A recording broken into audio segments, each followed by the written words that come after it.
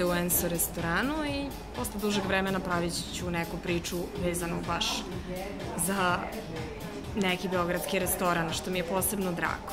Ovde nije baš standardni meni, nije da možete dođete i kažete super, sad hoću pastu ili dajte mi nešto sa piletinom, toga nema.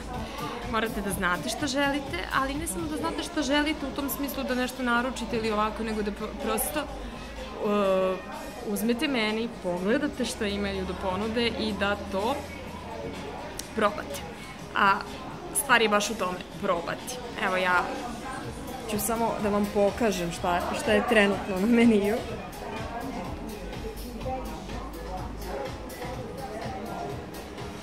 Eto, za sad su papaline sa raznim dodacima, to ću vam opisati kasnije u tekstu i u stvari u mom blogu. Za sad samo imate prilike da vidite. Pa kako bude stizalo, ja ću tako da vam predstavim šta tu svega ima. Vidimo se. Ćao!